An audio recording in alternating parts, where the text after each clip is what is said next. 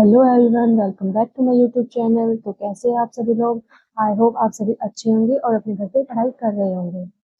तो आज से हम एक नई सीरीज स्टार्ट करने जा रहे हैं। इसमें हम जो भी प्रीवियस ईयर के सीटेट क्वेश्चन पेपर्स हैं उनको हम सॉल्व करेंगे। इसमें हम देखेंगे जो भी क्वेश्चंस हैं उनको हम अच्छे से एक्सप्लेनेशंस के साथ और इजी लैंग्वेज में समझने की कोशिश करेंगे, जिससे कि आपकी एक अंडरस्टैंडिंग बने और आप अपने एग्जाम में क्वेश्चन को अच्छे से समझ के उसको सॉल्व कर पाए। तो चलिए हम शुरू करते हैं। तो पहला क्वेश्चन है हमारा, which of the following are important to ensure meaningful learning. Option 1, providing of emotional support. Option second, an atmosphere of competition and rivalry. Option third, opportunities for doing and experimenting. Option fourth, standardised curriculum. अब इनके भी option है अपने चार अलग अलग से, कि इन चारों में से कौन कौन से करेक्ट है। तो ऑप्शन फर्स्ट में है फर्स्ट और थर्ड। ऑप्शन सेकंड में है first third fourth. Option third में है सेकंड थर्ड फोर्थ। और ऑप्शन फोर्थ में थर्ड और फोर्थ।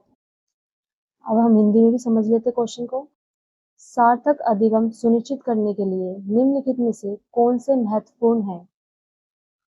भावनात्मक समर्थन का प्रावधान, प्रतिस्पर्धा और प्रतिद्वंदिता का माहौल, करने और प्रयोग करने के अवसर, मानकीकृत पाठ्यक्रम। तो अब इन चारों में से बताएं कि कौन कौन से ऑप्शंस इसमें करेक्ट है।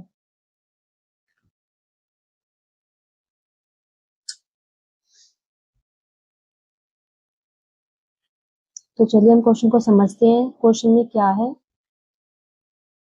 इसमें हमें पूछा गया है कि मीनिंगफुल लर्निंग जो है, कि मीनिंगफुल लर्निंग क्या है। तो इसका आंसर होगा ऑप्शन फर्स्ट और ऑप्शन थर्ड। दोनों ऑप्शन ठीक है।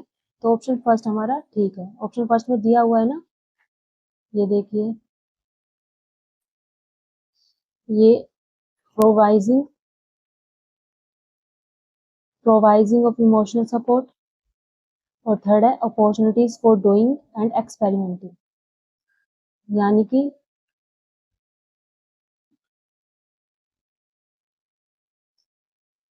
भावनात्मक समर्थन का प्रावधान, और थर्ड है करने और प्रयोग करने के अवसर। तो हम इन दोनों ऑप्शन को समझते हैं। लर्निंग यानी कि ऑप्शन फर्स्ट जो है इमोशनल सपोर्ट, और option third learning by doing. मतलब स्टूडेंट तब बेस्ट कर लर्न करता है जब टीचर उसको इमोशनल सपोर्ट दे, उसको इनकरेज करे, उसको जो बच्चे का कॉन्फिडेंस है उसको बढ़ाए। ठीक है, स्टूडेंट को खुद एक्टिविटी और एक्सपेरिमेंट करने का चांस दे। सबसे मेन यही है कि बच्चों को लर्निंग बाय डूइंग, बच्चों को खुद करने दें, तभी बच्चा अच्छे से सीखेगा।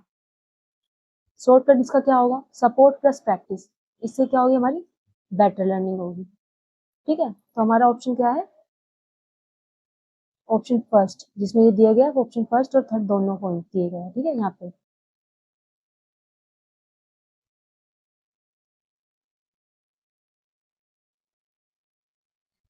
अब आ गए हम क्वेश्चन सेकंड पे। Extrinsic motivation comes from dash while intrinsic motivation is based on dash। Option first हमारा है approval of others, personal satisfaction. Option second, personal satisfaction, approval of others. या third, personal satisfaction, reward such as prizes. या option fourth, avoidance of punishment, reward such as prizes. Hindi में पढ़ लेते हैं question को। भारी प्रेरणा डैश से आती है, जबकि आंतरिक प्रेरणा डैश पर आधारित होती है। मतलब भारी प्रेरणा प्रेरणा और आंतरिक प्रेरणा दोनों का मतलब दोनों कहाँ से क्या है। ठीक है, दूसरों की सराहना, व्यक्तिगत संतुष्टि। या ऑप्शन टू, व्यक्तिगत संतुष्टि दूसरों की स्वीकृति। या ऑप्शन थर्ड, व्यक्तिगत संतुष्टि पुरस्कार जैसे इनाम। या ऑप्शन फोर्थ, सजा से बचाव पुरस्कार जैसे इनाम। तो इस क्वेश्चन को हम समझ लेते हैं। इसका आंसर है ऑप्शन फर्स्ट, दूसरों की सराहना और व्यक्तिगत संतुष्टि, यानी approval of others, personal satisfaction. यानी देखो, अब हम इनको ना इनमें फील करके पढ़ते हैं। Extrinsic motivation comes from approval of others while intrinsic motivation based on personal satisfaction. बाहरी मोटिवेशन हमें कहाँ से मिलेगी, मतलब जो भारी भारी भारी, यानी समझ नहीं आ रहा कि भारी मतलब दूसरे लोग जब हमें दूसरे लोगों का हमें अप्रूवल मिलता है कि वो हमारी सराहना करते हैं, वो हमें मतलब कुछ पुरस्कार देते हैं, तभी हमें भारी प्रेरणा मिलती है। और इंट्रिंसिक मोटिवेशन कहा जाए एंट्री इन द अंदर, यानी कि हमें अंदर से खुद पर्सनल हमें सेटिस्फेक्शन मिलता है, खुद से हमें पता होता है कि हाँ मैंने अच्छा किया, मैंने सही किया। ठीक है, तो यही हुआ ना ऑप्शन फर्स्ट, दूसरों की सराहना, व्यक्तिगत संतुष्टि। एक्सट्रिंसिक मोटिवेशन जब हमें रिवार्ड, मार्क्स या प्रेज के लिए काम करते हैं। ठीक है, और इंट्रिंसिक मोटिवेशन जब हम अपनी इंटरेस्ट और खुशी से काम करते हैं। ठीक है, जैसे कि एक एग्जांपल ले लेते हैं कि 100 रुपए रिवार्ड के लिए पढ़, जो 100 रुपए का जो हमें इनाम मिलेगा ना उसके लिए हम पढ़ रहे हैं, तो ये क्या हो गया, एक्सट्रिंसिक हो गया। और और एक दूसरा एग्जाम्पल ये हो गया कि जैसे नई चीज सीखने के लिए पढ़ना, कि भाई मुझे ये चीज सीखनी है, ये कैसे करते हैं, ये कैसे इस चीज के बारे में मुझे जानना है, तो ये क्या है, इंट्रिंसिक, यानी कि खुद से हम खुद के लिए कर रहे हैं। ठीक है, शॉर्टकट इसका क्या होगा, एक्स्ट्रा बाहर, एक्सट्रिंसिक इन अंदर, इंट्रिंसिक। ठीक है, तो इसका ऑप्शन क्या होगा, approval of others, approval of others and personal satisfaction. ठीक है, और ये क्या है, बाहरी सॉरी दूसरों की सराहना और व्यक्तिगत संतुष्टि। ओके,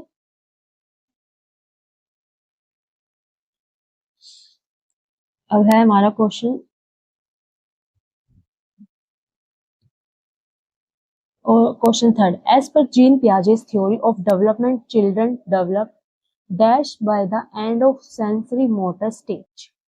ऑप्शन फर्स्ट है सिंबॉलिक थिंकिंग, ऑप्शन सेकंड है कंजर्वेशन, ऑप्शन थर्ड है hypothetical logical reasoning, option fourth है ऑब्जेक्ट परमानेंस।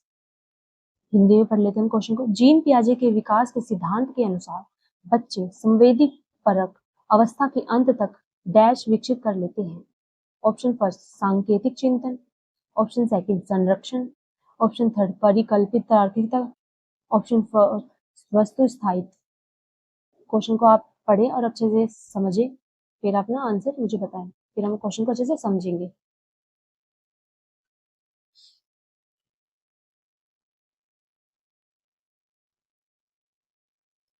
देखो इस क्वेश्चन में ये पूछा गया जो बच्चे जो सेंसरी मोटर स्टेज होती है ना, उस उस स्टेज के एंड तक बच्चा क्या विकसित कर लेता है अपना, सिंबॉलिक थिंकिंग या कंजर्वेशन या हाइपोथेटिकल लॉजिकल रीजनिंग या ऑब्जेक्ट परमानेंस।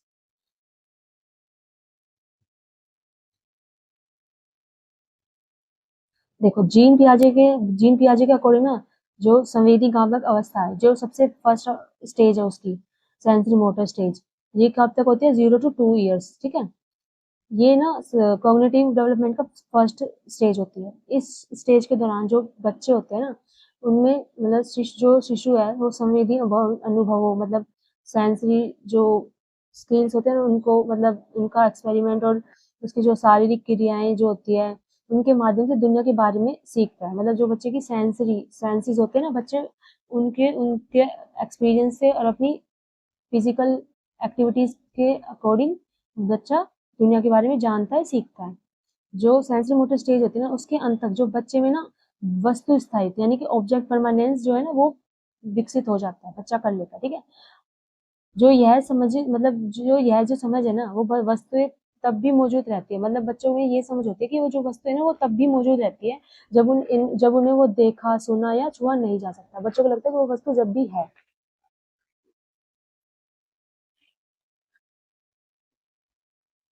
बच्चा समझने मतलब इसमें ये है कि बच्चा समझने लगता है कि अगर कोई ऑब्जेक्ट उसको नहीं दिख रहा है, वो वस्तु जब भी एग्जिस्ट करती है। ठीक है, एग्जांपल जैसे कि टॉय बेड के नीचे छुपा दिया, फिर भी बच्चा उसको ढूंढता है।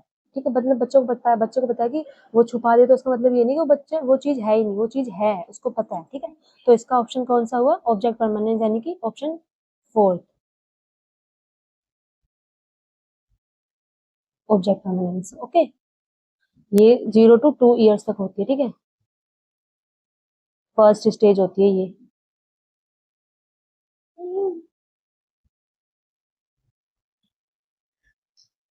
तो चलिए अब हमारा सेकंड क्वेश्चन है,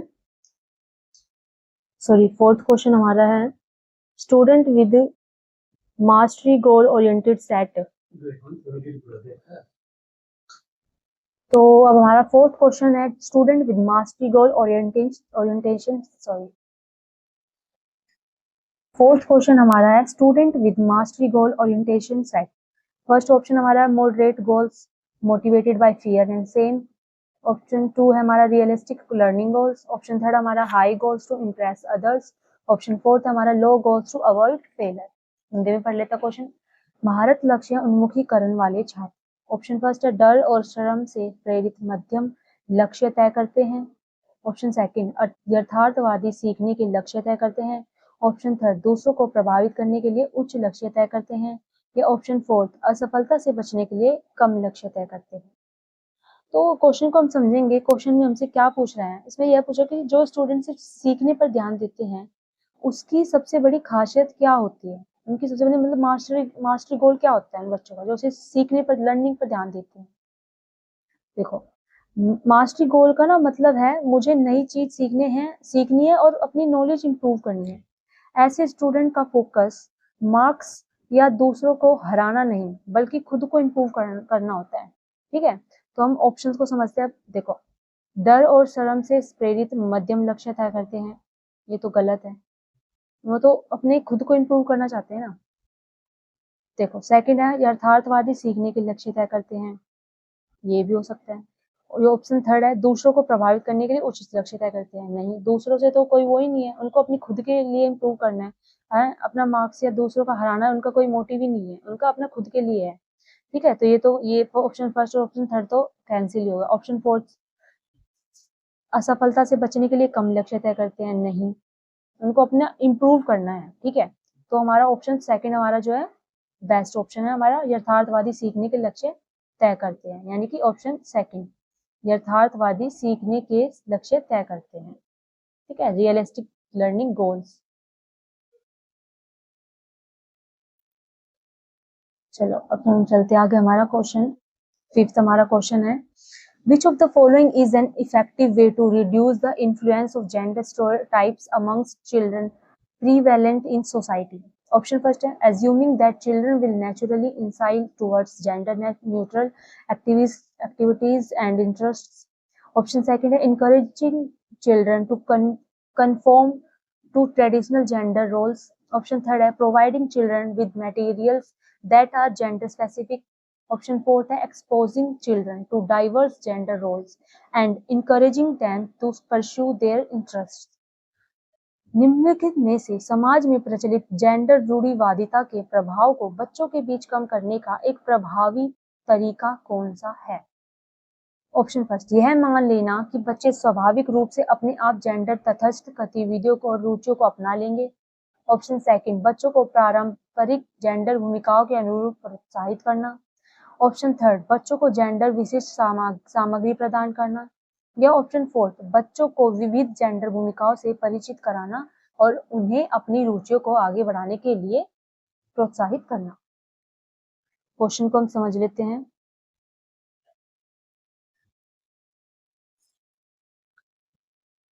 मतलब इसमें ये है कि जो जेंडर रूढ़िवादिता के प्रभाव को बच्चों के बीच कम करने का एक प्रभावी तरीका, मतलब जो समाज में जो भी क्या कहते हैं वो चल रहा है जो जेंडर स्टेरियोटाइप नहीं है तो उसको हम सोसाइटी में कैसे कम करें, उसका कौन सा एक इफेक्टिव तरीका है इनका कि जिसको हम ये कर सके कम कर सके इनको। तो इसका ऑप्शन फोर्थ। तो इस क्वेश्चन में हमसे यह पूछ रहा है कि जो बच्चों के दिमाग से यानी कि लड़के की काम करते हैं लड़कियां सिर्फ ये काम करती है वाली सोच को कैसे कम किया जा सकता है, सिंपल तरीका ये है। इसको हम क्या बोलते हैं, जेंडर स्टेरियोटाइप्स कहते हैं। ठीक है, जेंडर स्टेरियोटाइप्स मतलब लड़का लड़की के बारे में बनी हुई फिक्स्ड एक सोच जो है उसको कम करना। लड़के रोते हैं, लड़कियां क्रिकेट नहीं खेलती हैं, सिर्फ लड़कियां कुकिंग करती हैं, ये जो है इस सोच को हम, ये जेंडर रूढ़िवादिता सोच है, इसको कम कैसे करें।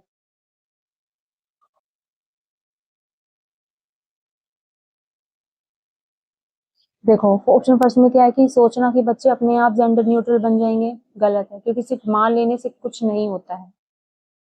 ऑप्शन सेकंड क्या है, बच्चों के कहना ही लड़के सिर्फ लड़कों वाले काम करें और लड़के सिर्फ लड़कियां वाले, ये भी गलत है, इससे स्टेरियोटाइप्स और बढ़ेगा। Option third providing children with materials that are gender specific, लड़कों को सिर्फ कार्स और लड़कियों को सिर्फ डॉल्स देना, ये भी इसको बढ़ावा ही देगा। ऑप्शन 4 क्या है, बच्चों को अलग अलग एग्जाम्पल्स दिखाना और जो उनकी इंटरेस्ट हो वही करने देना। Exposing children to diverse gender roles and encouraging them to pursue their interest. That's option हमारा बिल्कुल बेस्ट और करेक्ट है, तो हम ऑप्शन 4 के साथ जाएंगे। ठीक है, ऑप्शन 4 हमारा है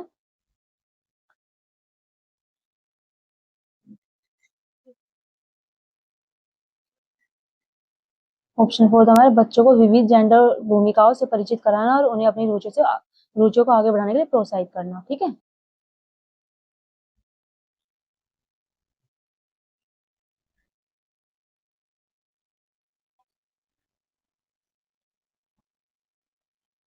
exposing children to diverse gender roles and encouraging them to pursue their interest. Okay, चलो अब चलते हैं 6 क्वेश्चन पे। Critical thinking in students can be promoted by. Option first, encouraging students to do rote rehearsal. Option second, encouraging questions such as what, why, how. Option third, discouraging metacognition. Option fourth, discouraging collaborations. छात्रों में आलोचनात्मक सोच को किस प्रकार बढ़ावा दिया जा सकता है?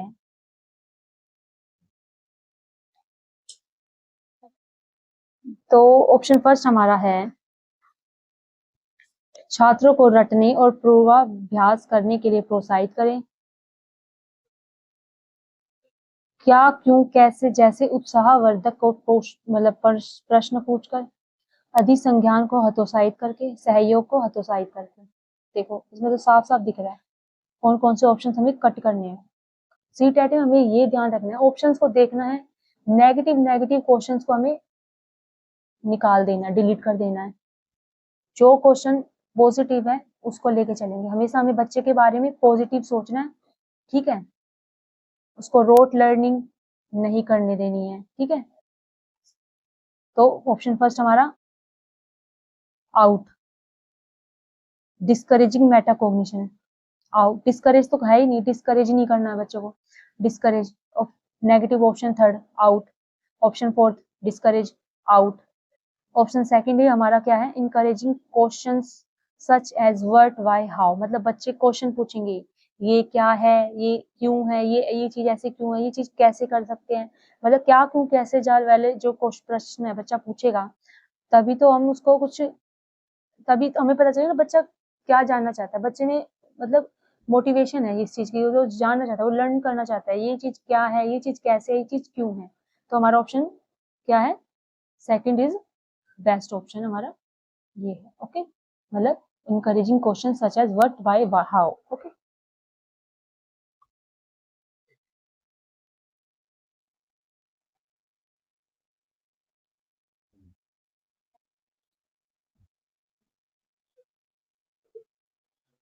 option 7, in response to the question, is it right, it is all right to steal the chocolate from the freezer in absence of your parents? 4-year-old Meera replied, it will be wrong because doing so can cause punishment from the parent. Meera's moral reasoning depicts which stage of Lawrence Kohlberg's theory of moral development? Option first, pre-conventional. Option second, conventional. Option third, formal conventional. Option four, post conventional. Hindi में question पढ़ते हैं, क्या आपके माता पिता की अनुपस्थिति में फ्रीजर से चॉकलेट चोरी करना ठीक है? इस सवाल के जवाब में 4 वर्ष की मीरा ने जवाब दिया, ऐसा करना गलत होगा क्योंकि ऐसा करने से मुझे माता पिता से सजा मिल सकती है। मीरा का नैतिक तर्क लॉरेंस कोलबर्ग के नैतिक विकास के सिद्धांत की किस अवस्था को दर्शाता है?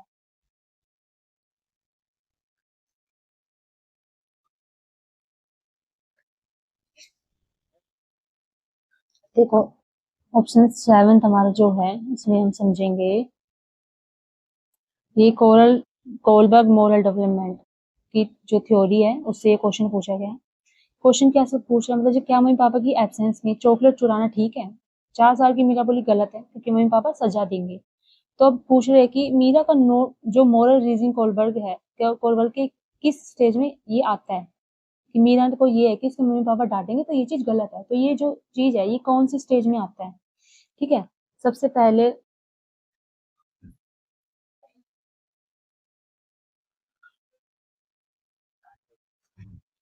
सबसे पहले हम ये समझेंगे कि जो मीरा ने ये कहा, ये मीरा ने ये नहीं कहा चोरी करना दूसरों को नुकसान पहुंचाता है। उसने कहा मुझे पनिशमेंट मिलेगी, यानी उसका फोकस राइट रॉन्ग पर नहीं, सजा पर है कि उसको सजा मिलेगी, उसको राइट रॉन्ग का नहीं पता। तो ये जो कोलबर्ग का जो शॉर्टकट मतलब प्री कन्वेंशनल सही गलत रिवार्ड या पनिशमेंट से तय होता है। 4 साल का बच्चा यूजली इसी लेवल पर होता है, ठीक है। तो जो हमारा ऑप्शन जो है first is the correct, pre conventional पूर्व परंपरागत, ठीक है। पनिशमेंट प्री कन्वेंशनल मतलब जब बच्चा बोले मम्मी डांटेगी, टीचर पनिशमेंट देंगे, पुलिस पकड़ लेगी, ये क्या है, प्री कन्वेंशनल है, ठीक है। मतलब ये जो स्टेज है नैतिक विकास की पहला स्तर है ये, मतलब आमतौर पर जो छोटे बच्चों में देखा जाता है वो इस स्टेज पर नैतिक मतलब मोरल डिसीजन मुख्य रूप से ना सजा से बचने और जो उसको पुरस्कार मिलेगा ना उसको प्राप्त करने पर आधारित होता है कि उसको या तो सजा मिलेगी या तो उसको पुरस्कार मिलेगा, इस पे तय कर होता है उनका, ठीक है। मीरा कहते हैं कि चोरी करना गलत है क्योंकि इससे माता पिता से सजा मिलेगी। मतलब इससे यह पता चलता है कि जो उसका तर्क है नैतिक सिद्धांतों को समझने की बजाय सजा जो उसको मिलेगी उसके डर पर आधारित होता है। यह है पूर्व पारंपरिक स्तर के जो है प्रथम चरण सजा और आज्ञाकारिता अभिविन्यास को दर्शाता है। ओके,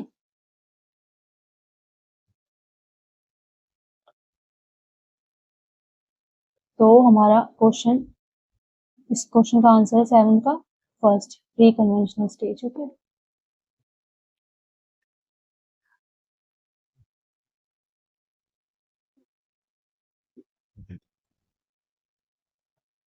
क्वेश्चन 8 एज पर Lev Vygotsky inner speech first option occurs from birth until the age of 3, option second helps in reasoning and organizing thoughts, option third hinders the cognitive development of children, option fourth is a sign of cognitive immaturity among children।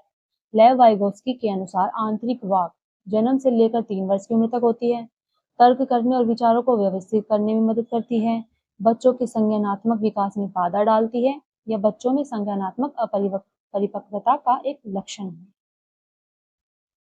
देखो इसमें question में क्या हो जाए, जो वैगोत्स्की के हिसाब से इनर स्पीच का क्या काम होता है। इनर स्पीच जो हम मन में खुद से बात करते हैं, क्या होती है जो मन में खुद से बात करते हैं वो क्या इनर स्पीच।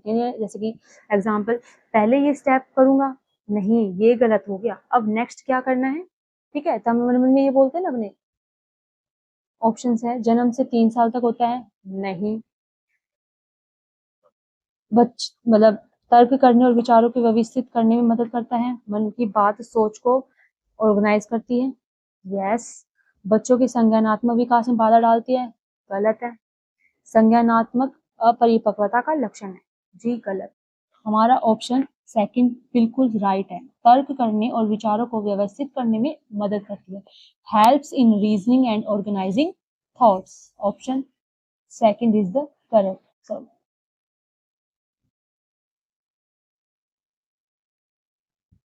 ऑप्शन थर्ड,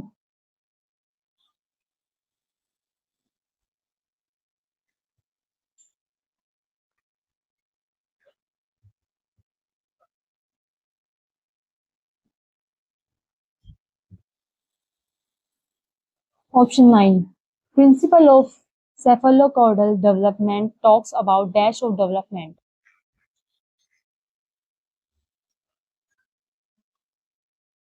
मतलब option first ordinary sequence, option second discontinuous nature, option third linear nature, option fourth multiple dimensions. विकास का शीर्षगामी सिद्धांत विकास के डैश के बारे में बात करता है। विकास का शीर्षगामी सिद्धांत सेफेलोकॉर्डल, फर्स्ट व्यवस्थित क्रम, ऑप्शन सेकंड असतत स्वरूप, ऑप्शन थर्ड रैखिक स्वरूप, ऑप्शन फोर्थ एकाधिक आयाम। सेफेलोपोडल मैंने आपको ये हमने पढ़ी थी ना, क्लास हुई थी जो डेवलपमेंट वाली, उसमें मैंने आपको बताया था सेफेलोपोडल। विकास का शीर्षगामी सिद्धांत बताता है कि विकास जो है सिर से पैर की ओर एक व्यवस्थित क्रम का पालन करता है, सिर से पैर की ओर चलता है, ठीक है। इस सिद्धांत के अनुसार शरीर की जो गतिविधियां होती हैं उन पर नियंत्रण सबसे पहले सिर के क्षेत्र में विकसित होता है और फिर धड़ से फिर और अंत में पैरों और पंजों में जाता है। मतलब जो विकास का क्रम होता है सेफेलोकॉर्डल में सिर से फिर धड़ से फिर अंत में पैरों में और पंजों में होता है, ठीक है। ये है सिर, धड़, अंत में पैर और पंजों में इसका विकास का क्रम चलता है, सेफेलोकॉर्डल डेवलपमेंट, ठीक है। इस जो भी ये प्रिंसिपल है, principle of cephalocaudal sorry principle of cephalocaudal development talks about dash of development. इसमें जो प्रिंसिपल हमारा ये है सेफेलोकॉर्डल वाला, इसमें जो हमारा विकास का क्रम चलता है वो सिर से होते हुए धड़ तक जाता है, फिर धड़ से सीधे लास्ट में पैरों और पंजों में जाता है, ठीक है। तो हमारा ऑप्शन जो है फर्स्ट हमारा करेक्ट है, ठीक है। ऑर्डरली सीक्वेंस मतलब व्यवस्थित क्रम में चलता है।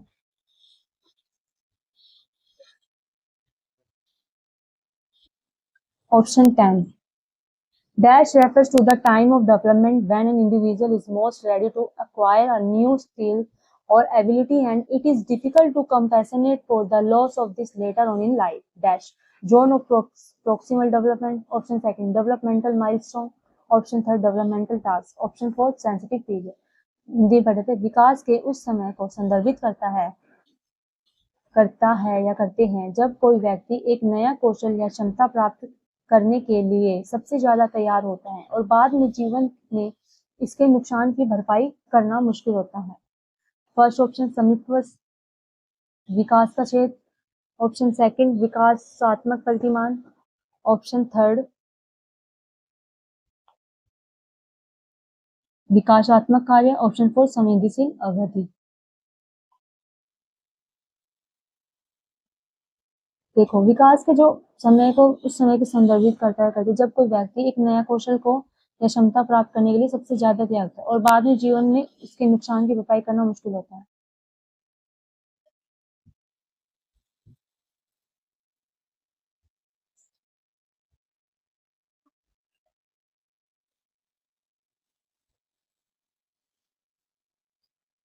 तो इसमें ये पूछा गया है, तो देखो क्वेश्चन 10 में ये पूछ रहा है जैसे कि जो लाइफ का वो हमारा स्पेशल टाइम कौन सा होता है जब बच्चा कोई स्किल सबसे आसानी से सीख लेता है।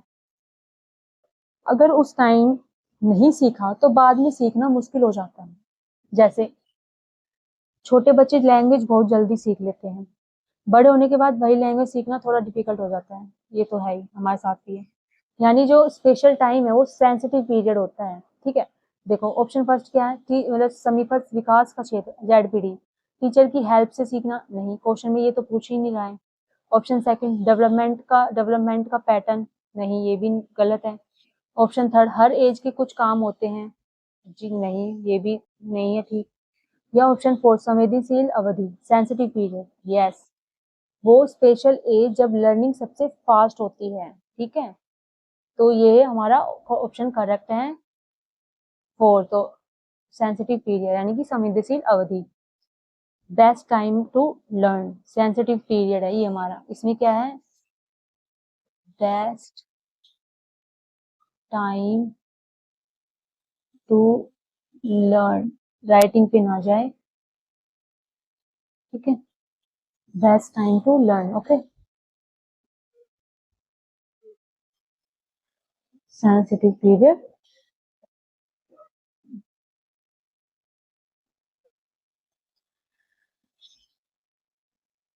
Option 11 which principle of development is illustrated in the following statement? During infancy and early childhood, the limbs continue to grow faster than the hands and feet. Option first, principle of integration. Option second, proximodistal principle. Option third, cephalocaudal principle. Option fourth, principle of centration. निम्नलिखित कथन में विकास के किस सिद्धांत को दर्शाया गया है? शैशवावस्था और प्रारंभिक बचपन के दौरान हाथ और पैरों की तुलना में टांग और बांह तेजी से बढ़ते रहते हैं। ऑप्शन फर्स्ट एकीकरण का सिद्धांत। ऑप्शन दो टू समीप दूराभिमुख सिद्धांत, ऑप्शन थर्ड शीर्षगामी सिद्धांत, ऑप्शन फोर्थ केंद्रीकरण का सिद्धांत। देखो क्वेश्चन में क्या पूछा है, सबसे पहले हम ये समझेंगे। देखो बॉडी का डेवलपमेंट किस डायरेक्शन में होता है, यानी बॉडी पहले सेंटर यानी से डेवलप होती है या पहले हैंड्स और फिंगर्स डेवलप होते हैं। देखो बॉडी पहले कंधे और बाह कंट्रोल करता है, उसके बाद हाथ, उसके बाद फिंगर्स, यानी डेवलपमेंट सेंटर से आउटसाइड होता है। इसको कहते हैं प्रॉक्सिमोडिस्टल प्रिंसिपल, समीप दूराभिमुख सिद्धांत। ठीक है, तो हमारा क्वेश्चन का आंसर क्या है, समीप दूराभिमुख सिद्धांत, ऑप्शन सेकंड।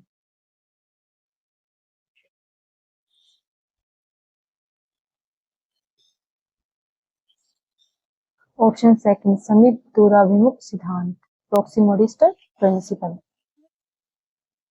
मतलब देखो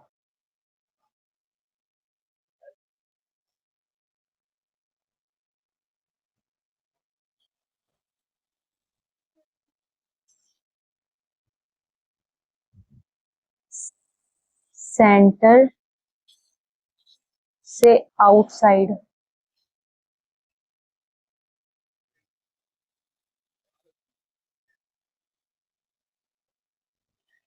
मतलब जो हमारे समीपा दूराभिमुख सिद्धांत है, इसमें हमारा जो विकास है वो सेंटर से आउटसाइड की तरफ होके होता।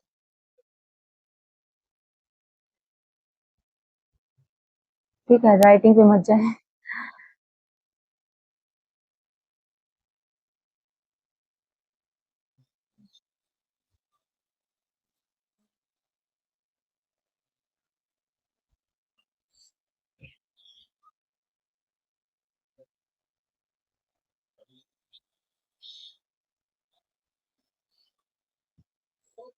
ऑप्शन 12 हमारा है, सॉरी क्वेश्चन 12 हमारा है, which of the following are examples of authentic learning tasks for student in primary grades? Option first memorizing a set of definitions, option third recalling factual information terms textbook, option third copying answers from a friend's notebook, option fourth applying the connect concept to daily life। Option Hindi पढ़ते हैं, निम्न में से कौन प्राथमिक कक्षाओं में छात्रों के लिए प्राथमिक शिक्षण कार्यों के उदाहरण है। परिभाषाओं का एक वर्ग को याद रखना, पाठ्य पुस्तक से तथ्यात्मक जानकारी को याद करना, मित्रों की नोटबुक से उत्तर कॉपी करना या अवधारणा को दैनिक जीवन में लागू करना। देखो ये क्वेश्चन पूछ रहा है कि रियल लर्निंग्स किसको कहेंगे, सिर्फ रटना या रियल लाइफ में यूज करना। देखो ऑप्शन फर्स्ट हमारा क्या है, डेफिनेशंस रटना, रट्टा तो रट्टाफिकेशन तो हमें करवाना ही नहीं है, रोट लर्निंग तो हमें करनी ही है, रोट लर्निंग का ऑप्शन आए सबसे पहले उसी को डिलीट करो। ऑप्शन सेकंड बुक इंफॉर्मेशन याद करना, सिर्फ मेमोरी नहीं, रट्टाफिकेशन मेमोरी नो। फ्रेंड्स की नोटबुक से कॉपी करना बिल्कुल नहीं, कॉपी तो कॉपी रट्टाफिकेशन मेमोरी नो, ये सब delete delete delete. Option fourth concept को डेली लाइफ में यूज करना, सबसे बेस्ट ऑप्शन। हमें अपनी जो लर्निंग है, लर्निंग बाय डूइंग हुई, मतलब जो हमारी लर्निंग है उसको हमें अपनी डेली लाइफ से कनेक्ट करके चलना है। ठीक है, सबसे बेस्ट ऑप्शन हमारा फोर्थ, ऑप्शन फोर्थ।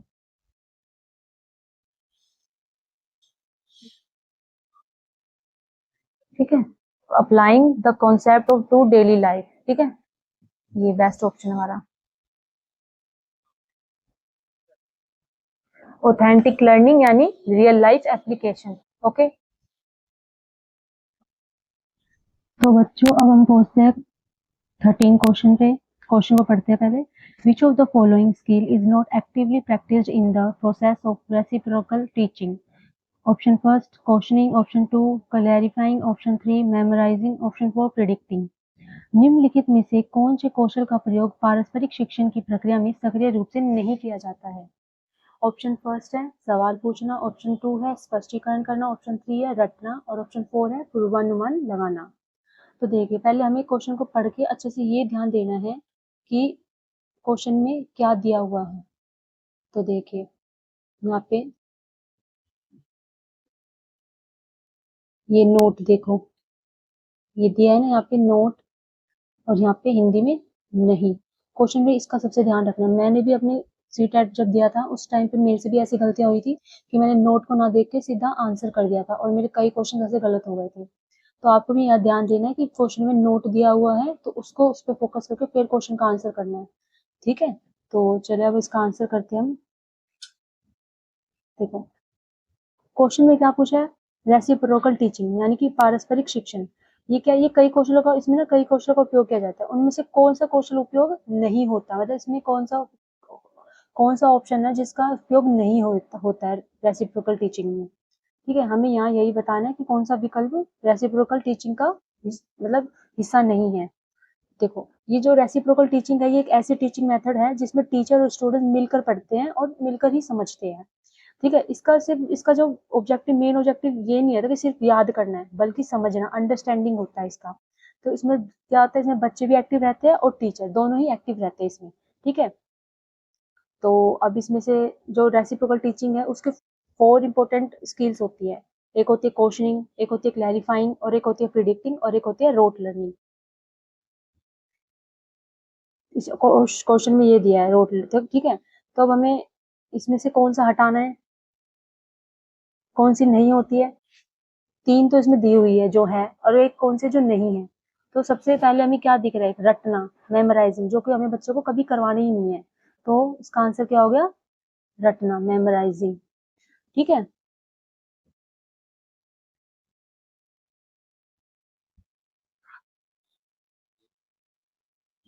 अब चलते हैं क्वेश्चन नंबर 14 पे।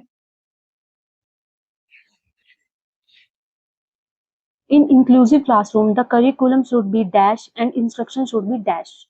Option first, standardized or differentiated. Option 2, flexible or differentiated. Option 3, standardized, uniform. Option 4, flexible, uniform. समावेशी कक्षाओं में पाठ्यक्रम डैश होना चाहिए और निर्देश डैश। ऑप्शन फर्स्ट, मानकीकृत विभेदित। ऑप्शन 2, लचीला विभेदित। ऑप्शन 3, मानकीकृत एक समान। ऑप्शन 4, लचीला और एक समान। तो इसका आंसर क्या होगा, पहले हम सबसे पहले क्वेश्चन को हमें अच्छे से समझना है। देखो बच्चे, देखो इस प्रश्न में हमसे क्या पूछा जा रहा है, इंक्लूसिव क्लासरूम। इंक्लूसिव क्लास में जो करिकुलम होता है वो कैसा होना चाहिए, और जो शिक्षक के निर्देश मतलब टीचिंग इंस्ट्रक्शंस है वो कैसे होने चाहिए, ये पूछ रहा हूँ। मतलब देखो, ऐसी कक्षा जाना, ऐसे क्लासरूम जहाँ हर तरह के बच्चे हो, कोई तेज तो कोई धीमा, कोई स्पेशल चाइल्ड है, कोई किसी की अलग भाषा है, किसी का जो फैमिली बैकग्राउंड है वो अलग है, तो वहाँ जो पढ़ाई है, जो वहाँ पे स्टडी होगी वो किस तरह से होगी। ठीक है, ये पूछा हमसे। तो क्या होगा, देखो ऑप्शन में क्या क्या दिया गया है, मानकीकृत विभेदित, लचीला विभेदित, मानकीकृत एक समान, लचीला एक समान। देखो स्टैंडर्डाइज तो होना ही नहीं है। ठीक है, देखो यहाँ होगा ऑप्शन 2, लचीला और विभेदित। क्या होगा इसका आंसर, ऑप्शन 2। अभी आंसर को समझते ऐसा क्यों। देखो जो समावेशी कक्षा होती है यानी कि इंक्लूसिव क्लासरूम होता है, वहाँ बच्चे एक जैसे नहीं होते, कोई जल्दी सीखता है तो कोई धीरे सीखता है, कोई पिक्चर्स को देख के समझता है तो कोई सुनकर समझता है। इसलिए जो क्लासरूम होता है ना, उसमें जो हमारा करिकुलम होता है वो क्या होना चाहिए, फ्लेक्सिबल होना चाहिए, क्योंकि जो मतलब जो बच्चों की जरूरतों के अनुसार उसमें हम बदलाव किए जा सके, इसलिए उसको फ्लेक्सिबल होना चाहिए। देखो जैसे एग्जाम्पल हो गया, अगर एक बच्चा लिख नहीं पाता है, लिख नहीं सकता है, लेकिन बोलकर उत्तर दे सकता है, तो उसे बोलकर उत्तर देने का हमें मौका देना चाहिए। ठीक है, अब इसमें क्या था, एक लचीला और एक विभेदित। विभेदित क्या होना चाहिए, क्योंकि जो बच्चा, हर बच्चे की ना, हर बच्चे को उसकी क्षमता, उसके अनुसार ही हमें पढ़ाया जाना चाहिए। ठीक है, क्योंकि देखो किसी बच्चे को चार्ट से समझना है, किसी को वीडियो देख के समझना है, तो किसी को एक्टिविटी करके सिखाना है। ठीक है, यानी सबको एक जैसा नहीं पढ़ाना, बल्कि उनकी जरूरतों के हिसाब से पढ़ाना है। ये क्या कहते हैं, इंडिविजुअल डिफरेंसेस वाली बात हो गई यहाँ पे, कि सब बच्चा अलग है तो उनको एक ही तरीके से हम नहीं पढ़ा सकते, सबको अलग अलग तरीके से ही हमें क्लासरूम में अलग अलग तरीके हमें अपनाने पड़ेंगे बच्चों को समझाने के लिए, उनको लर्निंग करवाने के लिए। ठीक है, तो हमारा आंसर क्या होगा, ऑप्शन 2 होगा, flexible and differentiated.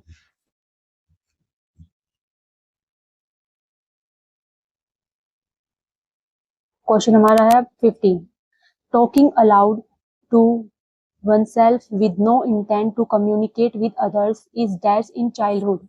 Option first, normal and common. Option 2, uncommon but normal. Option 3, uncommon and abnormal.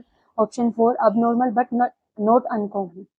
Hindi में पढ़ते हैं, दूसरों के साथ संवाद ना करने के इरादे से खुद से जोर से बात करना बचपन में डैश। यह एक सामान्य और प्राकृतिक है। यह असामान्य लेकिन प्राकृतिक है। असामान्य और अप्राकृतिक है। ऑप्शन 4 अप्राकृतिक लेकिन असामान्य नहीं है। तो इसका आंसर क्या होगा? ऑप्शन, पहले क्वेश्चन को अच्छे से समझना चाहिए और फिर हमें ऑप्शन को अच्छे से पढ़ना है, ठीक है। तो हम क्वेश्चन को समझते हैं, इसमें क्वेश्चन में क्या पूछा जा रहा है हमसे। देखो, अगर कोई बच्चा अपने आप में जोर जोर से बात करता है और वह किसी दूसरे से बात नहीं कर रहा है, तो ये क्या है? ये सामान्य है या असामान्य है? कॉमन है या अनकॉमन है?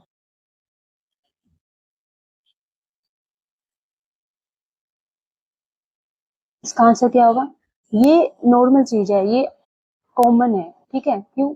हम भी अपने आप में कभी हम भी करते हैं ऐसे, कभी कभी हम भी जोर जोर से बात करते हैं अपने आप से ही, और किसी और से नहीं बात करते हैं, ठीक है। ये कॉमन चीज है, ये सबके साथ ही है, ठीक है। तो इसका आंसर क्या होगा? इसका आंसर होगा नॉर्मल एंड कॉमन, यानी कि सामान्य प्राकृतिक, ठीक है। देखो, एग्जाम्पल से समझ लेते हैं थोड़ा। देखो, छोटे बच्चे ना अक्सर खेलते समय खुद से बात करते हैं, जैसे देखो, अब मैं यह ब्लॉक यहाँ रखूंगा, अब मैं ऐसे कार चलाऊंगा, पहले मैं ये करूंगा फिर मैं ये करूंगा, अब मैं अपना घर ऐसे बनाती हूँ, अब मैं किचन में ये करती हूँ, ऐसे ऐसे करते हैं ना। अब मैं डोल के साथ ये इसको डोल को ऐसे सजाऊंगी, डोल को ये पहनाऊंगी, ठीक है। ये इसको क्या बोलते हैं? इसको बोलते हैं प्राइवेट स्पीच। क्या बोलते हैं इसको?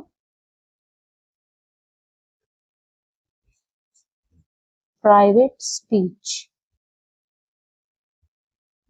ठीक है। ये हो गया, ठीक है।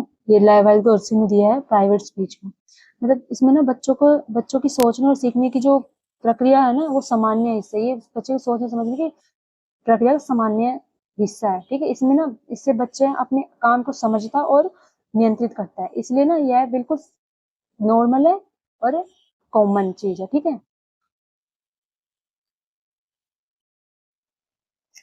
तो अब हमें क्वेश्चन नंबर 16 पे, क्वेश्चन नंबर 16 को पढ़ते हैं। Observation, learning is always situated in a social context. Reason, what is learned can't be separated from how it is learned and used. Choose the correct option. Option first, both A and R are false. Option 2, both A and R are true and R is the correct explanation of A. Option 3, both A and R true but R is not correct explanation of A. Option 4, A is true but R is false. Hindi में पढ़ते अभिकथन, ए सीखना हमेशा एक सामाजिक संदर्भ में स्थित होता है और कारण जो सीखा जाता है उसे सीखने और उपयोग करने के तरीके से अलग नहीं किया जा सकता है। सही विकल्प चुनें। ए और आर दोनों गलत है, ए और आर दोनों सही है और ए की आर सही व्याख्या करता है। ए और आर दोनों सही है लेकिन ए की आर व्याख्या नहीं करता है। ऑप्शन 4, ए सही है लेकिन आर गलत है। तो क्वेश्चन को समझते हैं पहले हम, क्या पूछा गया इसमें। देखो, इसमें ना ऑब्जर्वेशन और रीजन वाला जो क्वेश्चन है, इसमें दो बातें दी जाती है। पहली बात ए और दूसरी बात है आर। तो हमें देखना है कि ए सही है या नहीं, आर सही है या नहीं, या दोनों सही है। तो आर जो है वो ए की सही व्याख्या करता है या नहीं, ठीक है, ये समझना है। देखो, ऑब्जर्वेशन को समझते सर, ए जो ऑब्जर्वेशन दिया है, सीखना हमेशा सामाजिक संदर्भ में होता है। मतलब हम अकेले नहीं सीखते हैं, हम टीचर, अपने पेरेंट्स, अपने फ्रेंड्स और अपने जो सोसाइटी है हमारे, तो उससे सीखते हैं, ठीक है। इसका एग्जाम्पल क्या देखो, जैसे कि बच्चा भाषा कहाँ से सीखता है? अपने परिवार से सीखता है या आसपास के लोगों से सीखते हैं हम, ठीक है, यहीं से तो सीखते हैं हम। सामाजिक संदर्भ में स्थित होता है हमारा सीखना हमेशा, ये सही है। क्योंकि हम अपने आस पड़ोस से, अपने दोस्तों से, अपने परिवार से तो सीखते हैं। तो हमारा कौन सा ठीक है? इसलिए जो हमारा ऑब्जर्वेशन है वो सही है। और अब रीजन को समझते हैं। जो सीखा जाता है उसे सीखने और उपयोग करने के तरीके से अलग नहीं किया जा सकता। मतलब जो केवल जानकारी, हम केवल जानकारी नहीं सीखते हैं, बल्कि हम यह भी सीखते हैं कि उसका जो उपयोग है वो कब और कैसे करना है। अगर देखो, बच्चा दुकान पर जाता है, दुकान पर जाकर पैसे देना सीखता है, तो वह सिर्फ गिनती नहीं सीख रहा है, बल्कि जो अपने रियल लाइफ जो है उसमें उसका उपयोग करना भी सीख रहा है। इसलिए रीजन क्या है, रीजन भी सही है। तो जो क्या आर जो ए की सही व्याख्या करता है या नहीं? यस, सही। क्योंकि सीखना हमेशा किसी वास्तविक मतलब वास्तविक सामाजिक परिस्थिति में होता है, मतलब जो सामाजिक संदर्भ है उसमें ही स्थित होता है। इसलिए जो ज्ञान हमें मिलता है वह उसी परिस्थिति में, उसी सिचुएशन में और उसके जो यूज है उससे जुड़ा हुआ रहता है। इसलिए आर जो है एक ही व्याख्या करता है। तो हमारा आंसर कौन सा हुआ करेक्ट? ऑप्शन 2।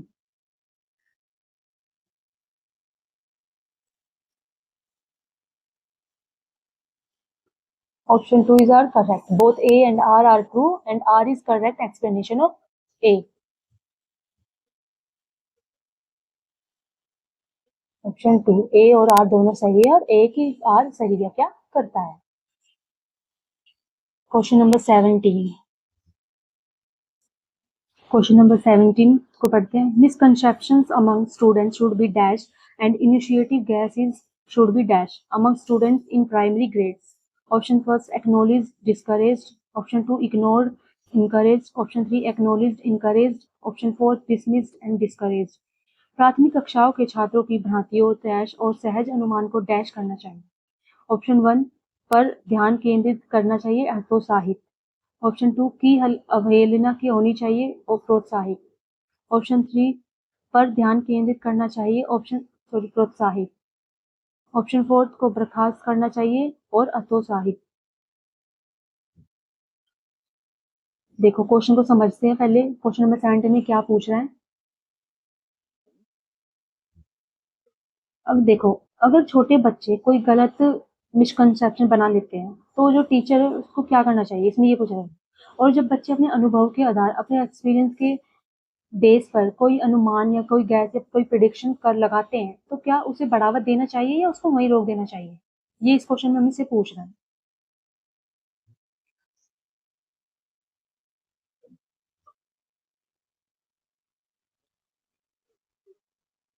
देखो इसका आंसर क्या है, इसका आंसर है ऑप्शन 3। क्यों सही है? देखो जो मिसकंसेप्शन है, प्राथमिक कक्षाओं के छात्रों की भ्रांतियों पर ध्यान केंद्रित करना चाहिए और सहज अनुमान को प्रोत्साहित करना चाहिए, ये हमारा आंसर हुआ। भ्रांतियों पे ध्यान देना चाहिए। देखो अगर बच्चा जो है वो गलत सोच रहा है, उसे अनदेखा नहीं करना है हमें। बच्चा देखो कहता है कि सूरज पृथ्वी के चारों ओर घूमता है, तो टीचर उसे डांटेंगे नहीं बल्कि समझाएंगे कि रियलिटी में पृथ्वी सूरज के चारों ओर घूमती है, सूरज नहीं घूमता है। ठीक है। और देखो सहज अनुमान, प्रिडिक्शन को प्रोत्साहित करना चाहिए। देखो जब बच्चा सोकर मतलब सोचकर अनुमान लगाता है तो उसकी सोचने की जो क्षमता है वो बढ़ती है। जैसे तुम्हारे हिसाब से कोई कहानी का अंत हो, किसी स्टोरी का क्या अंत होगा, इससे जो बच्चे की थिंकिंग स्किल्स है वो क्या होगी, वो डेवलप ही होंगी ना। तो इसलिए उत्तर जो है, आंसर हमारा थर्ड ठीक है। ठीक है। एक्नोलेज एंड इनकरेज, भ्रांतियों पर ध्यान केंद्रित करना चाहिए और उन्हें प्रोत्साहित करना चाहिए। ठीक है। क्वेश्चन नंबर 18 करते हैं अब। Development of children is option development of children. Option 1 is multidimensional and multidirectional. Option 2 is synonyms with growth. Option 3 is a simple and unitary process. Option 4 unfolds in a random manner which doesn't have any pattern. Hindi में पढ़ते हैं। बच्चों के विकास के बारे में निम्नलिखित में से कौन सा कथन सही है? कहाँ क्या पूछा गया है इसमें? सही है। ठीक है। ऑप्शन फर्स्ट, विकास बहुआयामी और बहुदिशात्मक होता है। ऑप्शन 2 विकास वृद्धि का प्राय है। ऑप्शन 3 विकास एक सरल और एकात्मक प्रक्रिया है। ऑप्शन 4 विकास बिना किसी पैटर्न के अनियमित तौर पर प्रकट होता है। तो पहले हमें क्या क्वेश्चन को समझना।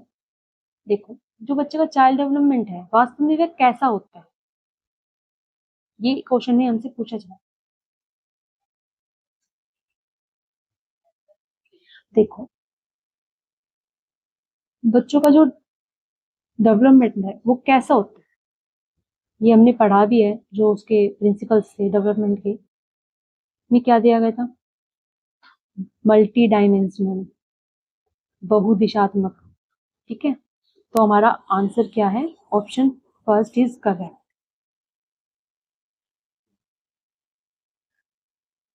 Development of children is multi dimensional and multi directional. क्यों होता है इसको समझ लेते हैं। बच्चे का विकास केवल बच्चे का जो विकास केवल शरीर का नहीं होता है, उसका विकास फिजिकल होता है, मेंटल होता है, लैंग्वेज डेवलपमेंट होता है, सोशल डेवलपमेंट होता है, उसका इमोशनल डेवलपमेंट, इन सभी क्षेत्रों में होता है। मल्टी डायरेक्शनल, हर क्षमता एक जैसी गति में नहीं बढ़ती है बच्चे की। कुछ चीजें तेजी से विकसित होती है बच्चे की, तो कुछ धीरे होती है। जैसे कि एक बच्चा पढ़ाई में बहुत अच्छा हो सकता है, लेकिन खेल में वो कमजोर होता है। कोई बच्चा खेल में अच्छा होता है तो उसकी पढ़ाई का कमजोर होती है। ठीक है, ऐसे ही होते हैं। ये क्या है? ये बहुदिशात्मक विकास है। ठीक है,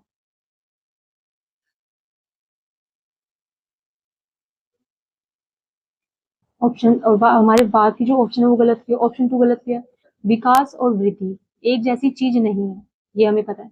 ग्रोथ क्या? केवल शरीर का बनना। और डेवलपमेंट क्या है? पूरे व्यक्तित्व का विकास होना। ठीक है, ऑप्शन थ्री गलत किया। विकास बहुत जटिल प्रक्रिया है। जटिल प्रक्रिया, सरल नहीं है। ऑप्शन फोर्थ, विकास जो है वो निश्चित क्रम पैटर्न में होता है, बिना पैटर्न के विकास नहीं होता है। तो हमारा ऑप्शन कौन सा हमारा सही था? ऑप्शन फर्स्ट, जो हमारा करेक्ट है। ठीक है,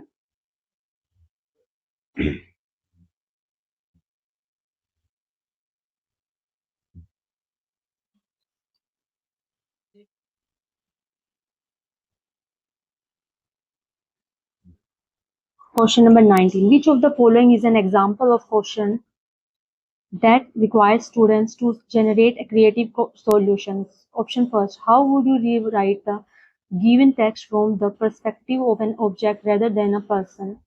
Option 2, what is the definition of a noun? Option 3, how do you identify the subject of a sentence? Option 4, what are the various types of nouns? निम्नलिखित में से कौन सा एक ऐसे प्रश्न का उदाहरण है जिसमें छात्रों को रचनात्मक समाधान खोज करने की आवश्यकता होती है? ऑप्शन फर्स्ट, आप किसी व्यक्ति के बजाय किसी वस्तु के परिप्रेक्ष्य से दिए गए पाठ को फिर से कैसे लिखेंगे? ऑप्शन टू, संज्ञा की परिभाषा क्या है? ऑप्शन थ्री, आप वाक्य में कर्ता की पहचान कैसे करते हैं? ऑप्शन फोर, संज्ञा के विभिन्न प्रकार क्या है? पहले हम क्वेश्चन को समझ लेते हैं। इस क्वेश्चन में हमसे क्या पूछा है? देखो, इस क्वेश्चन में हमसे ये पूछा है, देखो, ऐसा कौन सा प्रश्न है इन ऑप्शन में से जिसमें बच्चे को सिर्फ याद किया हुआ उत्तर नहीं देना, बल्कि अपनी सोच और अपनी क्रिएटिविटी का उपयोग करना पड़े? ऐसा इसमें से कौन सा क्वेश्चन है, ये बताना इन ऑप्शन में से।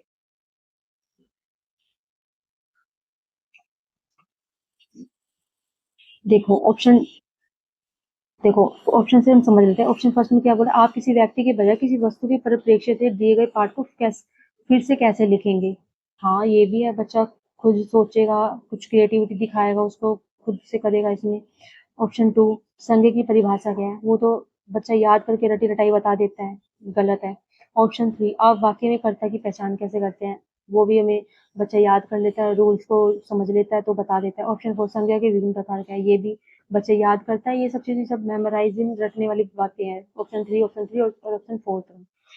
बस ऑप्शन फर्स्ट है जिसमें हमें बच्चा क्या है, अपना समझेगा, अपना खुद अपनी थिंकिंग को लगाएगा उसमें और कुछ क्रिएटिविटी दिखाएगा, तो वो अपना बता पाएगा क्वेश्चन फर्स्ट में। यहाँ जो है बच्चा ना अपनी कल्पना का उपयोग करेगा। जो क्वेश्चन ऑप्शन फर्स्ट है उसमें बच्चा अपनी कल्पना, अपनी इमेजिनेशन का उपयोग करेगा। ठीक है, जैसे अगर कहानी एक पेड़ की है तो टीचर क्या कहेगा, अब यह कहानी पेड़ की जगह नदी की नजर से लिखो, या एक पेंसिल होती तो मेरी कहानी कैसी होती। ठीक है, इसमें कोई एक सही उत्तर नहीं होता है। यह अगर मतलब हर बच्चा इस क्वेश्चन के बारे में हर बच्चा अपनी अलग ही इमेजिनेशन लगाएगा, अपनी अलग ही थिंकिंग लगाएगा और उस क्वेश्चन का आंसर करेगा। तो यहाँ बच्चा ना, हर बच्चा अलग सोचेगा और हर बच्चा अपनी अलग से क्रिएटिविटी थिंकिंग दिखाएगा। ठीक है, तो ऑप्शन हमारा फर्स्ट है, करेक्ट है।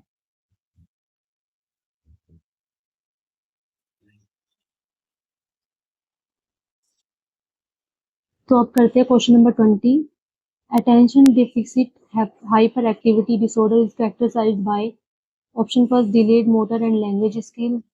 Option 2, high levels of depression and mood swings. Option 2, ongoing pattern of impulsivity. Option 2, restricted and repetitive repetitive behaviour patterns.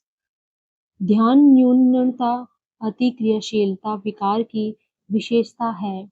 Option worst विलंबित गतिक और भाषा कौशल। ऑप्शन 2 उच्च स्तर का अवसाद और मिजाज में उतार चढ़ाव।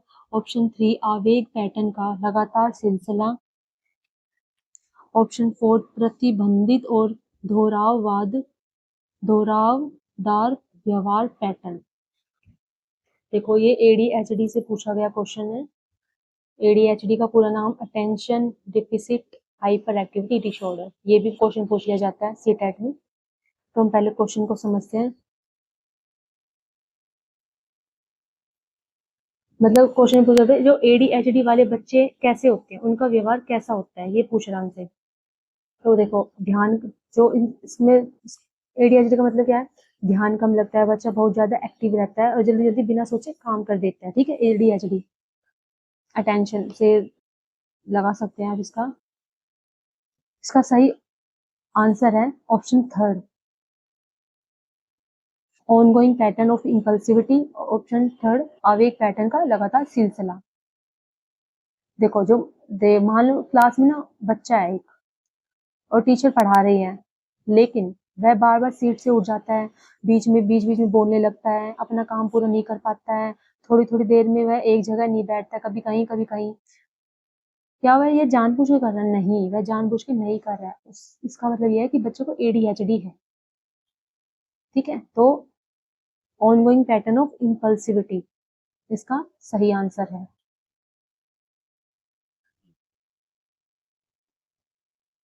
बाकी ऑप्शंस को देख लेते हैं। ऑप्शन फर्स्ट अगर बच्चा लिख रहा है और बहुत शांत रहता है, बच्चा अगर लिखा है कि बच्चा बहुत शांत रहता है तो ये गलत है। ADHD वाला जो बच्चा होता है वो एक्टिव होता है बहुत ज्यादा। ऑप्शन 2 क्या था, अगर मान लो उसमें उसकी लर्निंग हमेशा नॉर्मल होती है, नहीं, अटेंशन की कमी के कारण पढ़ाई प्रभावित हो सकती है बच्चे की। ऑप्शन 4 हमेशा अनुशासित रहता है बच्चा, नहीं, इम्पल्सिवनेस के कारण वह जल्दी प्रतिक्रिया दे देता है बच्चा, जो अपनी क्रिया मतलब एक्टिविटी अपनी इम्पल्सिवनेस के कारण वह जल्दी से चीजें दिखा देता है। ठीक है, तो हमारा ऑप्शन क्या है, फर्स्ट इज सॉरी ऑप्शन 3 जो है करेक्ट है।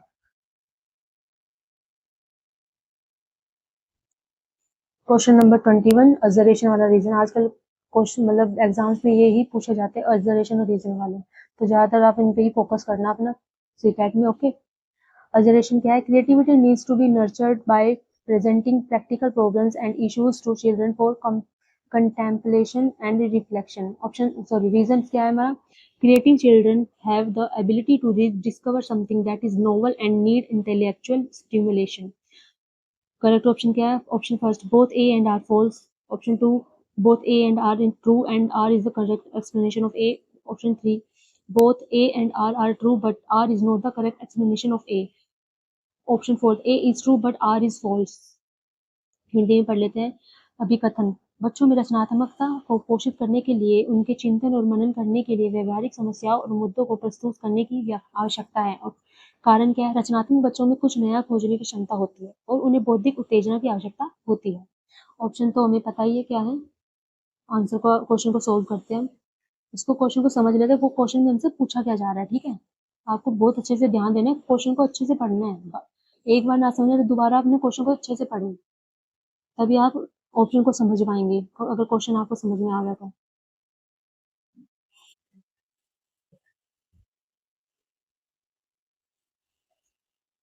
देखो अगर टीचर सिर्फ किताब पढ़ाएगा, मतलब क्वेश्चन पूछ रहा है कि बच्चों में रचनात्मक बढ़ाने के लिए उन्हें वास्तविक जीवन की समस्याएं दी जानी चाहिए बच्चों को। देखो देखो अगर टीचर सिर्फ किताब पढ़ाएगा तो क्रिएटिविटी कम होगी, लेकिन अगर टीचर बोले कि मान लो तुम्हें अपने गांव में पानी बचाने का तरीका बताना है, तो आप क्या करोगे, तो बच्चा सोचेगा, यही तो क्रिएटिविटी है बच्चे की, बच्चा उसमें सोचेगा। हम ऐसे क्वेश्चन पूछेंगे तो जिसमें बच्चे का थिंकिंग लगेगी, बच्चे अपनी क्रिएटिविटी दिखावे, हमें ऐसे क्वेश्चन पूछा है बच्चे ने, तो क्या है, इसलिए जो हमारा ऑब्जर्वेशन है वो सही है। रीजन समझ लेते हैं, रचनात्मक बच्चों में नई चीजें खोजने की ना जो एबिलिटी होती है ना, अभी एबिलिटी होती है उन्हें बच्चों को, तो उन्हें बौद्धिक जो चुनौती मिलती है बच्चों को वो पसंद होती है।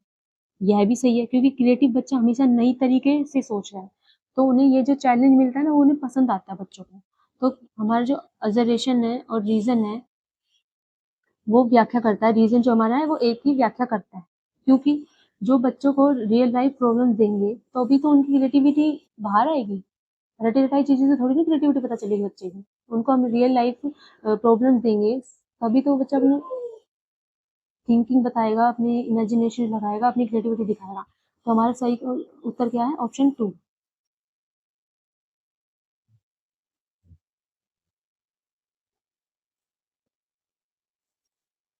ऑप्शन 2 हमारा सही है, यानी कि both A and R true and R is the correct explanation of A. Question number 22. Which of the following hinders the process of effective problem solving? Option first है analogical thinking, option 2 है response set, option 3 concept mapping, option 4 brainstorming.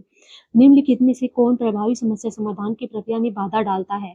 Option first सादृश्य सोच, option 2 अनुक्रिया समुच्चय, option 3 अवधारणा मानचित्रण, option 4 Buddha योतेजक। तो question को समझ लेते हैं क्या पूछा जा रहा है इसमें। बच्चों को देखो ऐसी कौन सी चीज है जिससे प्रॉब्लम सॉल्व करने में मुश्किल आती है, क्वेश्चन में यह पूछ रहा हमसे।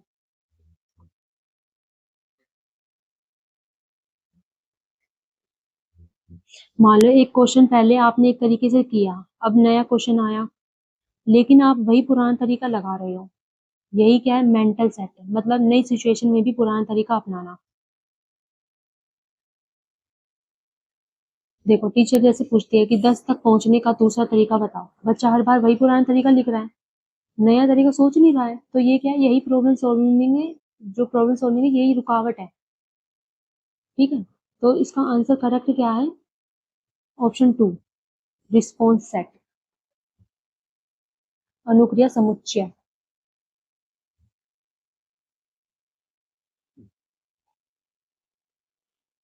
बाकी ऑप्शंस में देखोगे अवधारणा निर्माण, कॉन्सेप्ट बनाना, यह मदद करता है बच्चे की क्रिएटिव बुद्धि विस्तारक सोच, बुद्धे योतजक, ये क्या है? ये भी क्रिएटिव थिंकिंग है, ये बच्चे की मदद करती है। ठीक है, मेंटल सेट यानी पुरानी सोच फिजिकल टू में नई प्रॉब्लम में जो है वो बाधा बनेगी। मेंटल सेट, बच्चे ने अपने रिस्पॉन्स में सेट बना लिया तो ये प्रॉब्लम सॉल्विंग में बाधा बनती है। ठीक है, तो यही हमारा ऑप्शन करेक्ट होगा, ऑप्शन 2। क्वेश्चन 23 करते हैं अब। Formative assessment assumes that option first, learner should also be involved in the process of assessment. Option 2, competition is essential for learning. Option 3, only quantitative parameters give correct feedback. Option 4, qualitative parameters are biased and subjective. रचनात्मक मूल्यांकन मानता है कि option पर मूल्यांकन की प्रक्रिया में शिक्षार्थियों को भी शामिल किया जाना चाहिए। 2 सीखने के लिए प्रतियोगिता आवश्यक है। ऑप्शन 3 केवल मात्रात्मक मापदंड सही प्रतिपुष्टि देते हैं। ऑप्शन 4 गुणात्मक मापदंड पक्षपाती और व्यक्तिपरक है।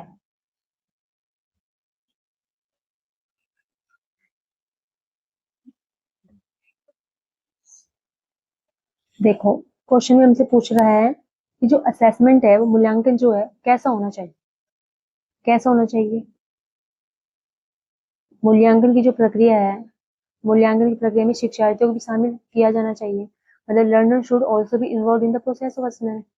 यही सबसे बेस्ट ऑप्शन दिख रहा है हमें तो हमारा ऑप्शन का इस क्वेश्चन का आंसर क्या है? Option first. क्यों सही है? देखो पहले टीचर जो थे वो अकेले नंबर देते थे, लेकिन जो अब नई एजुकेशनल पॉलिसी कहती है कि स्टूडेंट भी बताएं कि मैंने क्या सीखा है, कहाँ गलती हुई है, कैसे सुधार सकता है बच्चा, तो इसे क्या कहते हैं? सेल्फ असेसमेंट बोलते हैं या पीयर असेसमेंट भी बोलते हैं इसको। देखो मान लो आज के लेसन में तुम्हें क्या सबसे अच्छा समझ आया, टीचर पूछ रही है, तो बच्चे खुद बताएंगे ना कि यही तो, यही क्या है? Constructive assessment.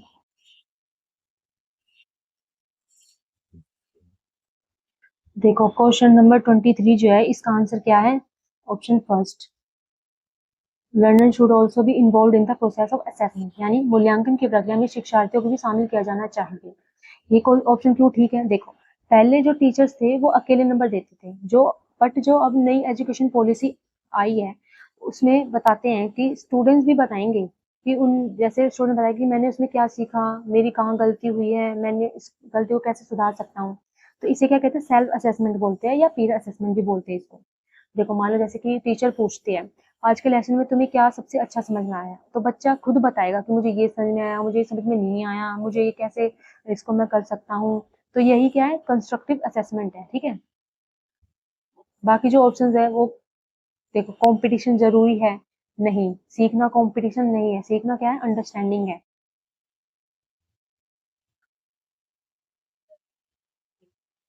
केवल सही गलत नहीं, असेसमेंट का उद्देश्य इम्प्रूवमेंट है, केवल बच्चों को नंबर्स देना नहीं, असेसमेंट कंटिन्यूअस और कॉम्प्रिहेंसिव होना चाहिए।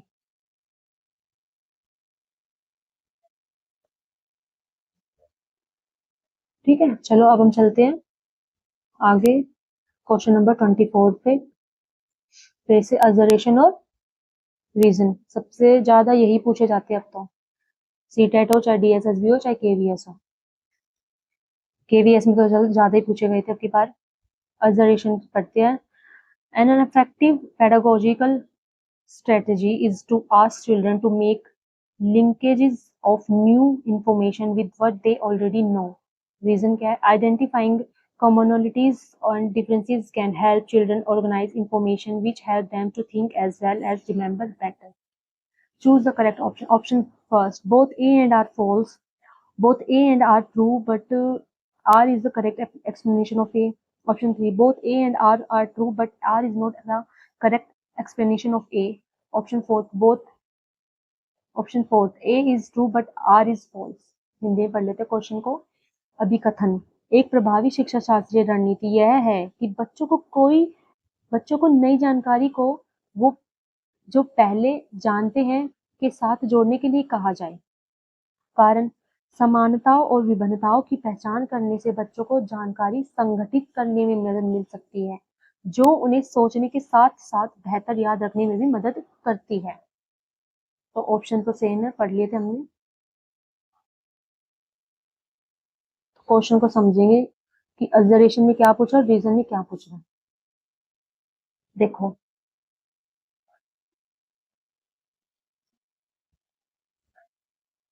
देखो जो ऑब्जर्वेशन में कह रहा है, बच्चों जब कोई नई चीज सीखते हैं ना, तो हमारा दिमाग उसे पहले से सीखी हुई चीजों से जोड़ता है।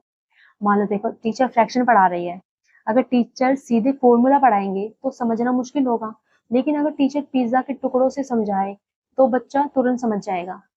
ठीक है, यानी देखो जो नई जानकारी है प्लस उसका जो पुराना ज्ञान है, इन दोनों को जोड़ के क्या बनेगा, अच्छी लर्निंग। इसलिए जो हमारा ऑब्जर्वेशन है वो सही है। और रीजन, देखो रीजन में पूछा, जब नई चीज किसी पुरानी चीज से मिलती जुलती लगती है तो उसे याद रखना और आसान हो जाता है। ये तो है ही, पूर्व ज्ञान से जोड़ के चीजें पढ़ाते हैं तो बच्चा अच्छे से, उसके दिमाग में, बच्चे के दिमाग में वो चीज अच्छे से ठहर जाती है। इसी कारण क्या है, टीचर हमेशा कहते हैं है, याद है हमने पिछले चैप्टर में क्या पढ़ा था। हमारी टीचर आती थी, हमें भी ऐसे होती थी, चलो चलो बताओ हमें याद है कि हमने कल क्या पढ़ा था। क्योंकि वह नई लर्निंग की नींव बनाता है।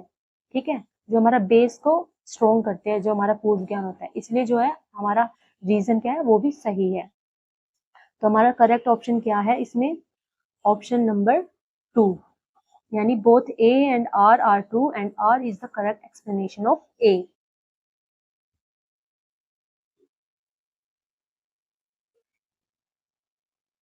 क्वेश्चन नंबर 25th, फिर से ऑब्जर्वेशन और रीजन। अभी तक हमने 3 या 4 क्वेश्चन तो कर लिए ऑब्जर्वेशन वाले। ऑब्जर्वेशन क्या है, inventing spellings free explorations of writings provide teachers with opportunities of authentic assessment of learner levels. Reason क्या है, given the vast linguistic diversity in the classroom, assessment in language should be dynamic. Choose the correct option. Option first, both A and R are false. Option two, both A and R are true and R is the correct explanation of A. Option three, both A and R are true but R is not the correct explanation of A. Option fourth, A is true but R is false. अभी कथन क्या है, गड़ी वर्तनी लेखन के मुक्त अन्वेषण शिक्षकों को शिक्षार्थी स्तरों के प्रामाणिक मूल्यांकन के अवसर प्रदान करते हैं। कारण क्या है? कक्षा में भाषाई विविधता को देखते हुए भाषा का मूल्यांकन गतिशील होना चाहिए। ऑप्शन तो हमने पढ़ लिए थे, क्वेश्चन को समझते हैं इसमें क्या पूछ रहा है। देखो क्वेश्चन में पूछ रहा है, क्या केवल गलती पकड़ने से बच्चे की पूरी क्षमता पता चल जाती है? जी नहीं। लेकिन यहाँ जो पूरा ऑब्जर्वेशन यह है कि कुछ संदर्भों में सिर्फ में त्रुटि विश्लेषण यानी कि एरर एनालिसिस सीखने के स्तर को समझने का प्रामाणिक तरीका हो सकता है, और पुस्तक की जो एक्सप्लेनेशन के अनुसार इसे सही माना गया है। ठीक है, रीजन में क्या कह रहा है? कक्षा में भाषा विविधता को देखकर भाषा का मूल्यांकन लचीला होना चाहिए। देखो हर बच्चा एक जैसी भाषा नहीं बोलता है, कोई गांव से है तो कोई शहर से है, कोई गांव हर एक गांव की भी अपनी अलग अलग बोली होती है, इसलिए लैंग्वेज असेसमेंट कठोर नहीं होना चाहिए। टीचर को जो है फ्लेक्सिबल होना चाहिए। यह रीजन क्या है? सही है। तो क्या जो रीजन है वो ऑब्जर्वेशन की सही व्याख्या करता है? जी हाँ। लैंग्वेज असेसमेंट को समझने के लिए हमें कंटेक्स्ट और लैंग्वेज डाइवर्सिटी दोनों ही महत्वपूर्ण यानी कि इम्पोर्टेंट है। तो हमारा सही ऑप्शन क्या है? ऑप्शन सही है हमारा 2।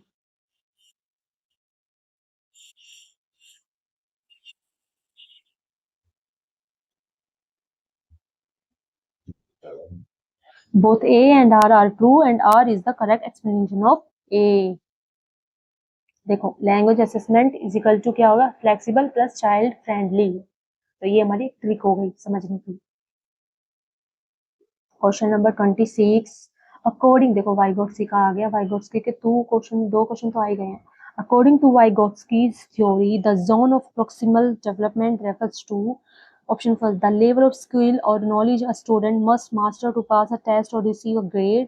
Option 2, the level of skill or knowledge a student has already mastered. Option 3, the level of skill or knowledge a student is capable of mastering with help. Option 4, the level of skill or knowledge a student is unlikely to ever achieve. Hindi में पढ़ते हैं, Vygotsky के सिद्धांत के अनुसार समीपस्थ विकास का क्षेत्र क्या है?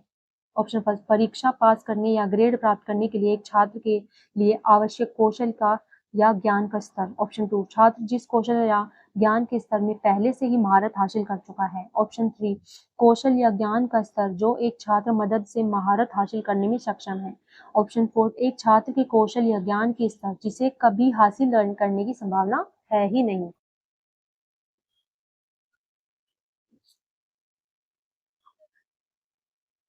देखो ये सीटेट का बहुत ही ज्यादा इंपॉर्टेंट क्वेश्चन है। लगभग हर साल के हर